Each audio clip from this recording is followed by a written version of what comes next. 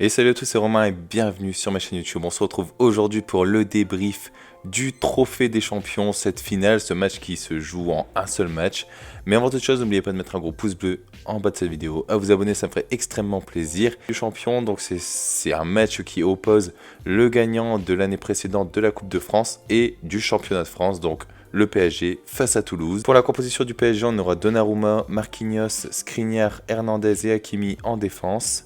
Zaïre Emery, Lee et Vitinha en milieu, et Barcola, Mbappé et Dembélé en attaque. Et le PSG a le record de trophée des champions obtenu avec 11 titres et peut avoir le 12e ce soir, le premier de l'année aussi pour Kylian Mbappé et le 16e titre de sa carrière aussi, donc ça c'est pas négligeable. Et donc le PSG a de grandes choses à jouer, un trophée de plus c'est pas négligeable, et donc le PSG va jouer à fond dès la deuxième minute, une action incroyable, Vitinha qui fait une transversale sublime en profondeur pour Dembélé qui la remet dans la surface, et c'est Kang Min Lee qui termine magnifiquement bien.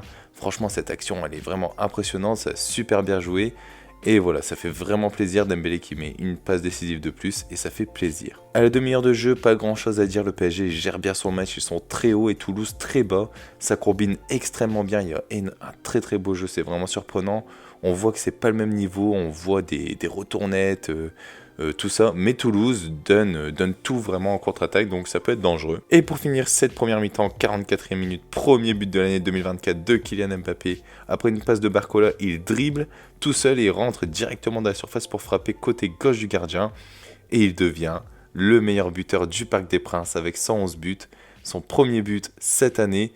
Et franchement, ça fait vraiment plaisir. Ouais, cette première mi-temps, je voulais résumer, un PSG très haut, un Toulouse bas, mais faire attention aux contre-attaques. De la reprise jusqu'à l'heure de jeu, le PSG gère bien son match, mais il joue moins bien qu'en première mi-temps, et Toulouse tente beaucoup plus, et ça devient vraiment dangereux.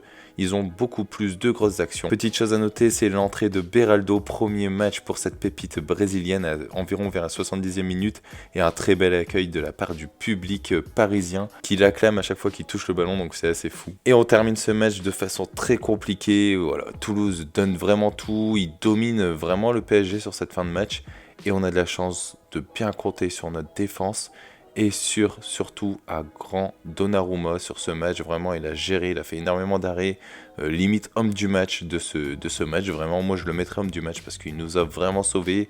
Voilà, ça fait plaisir d'avoir un Donnarumma comme ça, on l'a recruté pour ça, c'est comme ça qu'on voulait le voir, et là ça fait plaisir. Pour parler de quelques joueurs qui m'ont attiré l'attention, Asensio pas top, Kolo Muani il me déçoit, Barcola c'était moyen, donc voilà, ça c'est un peu voilà, les moins que j'ai retenus.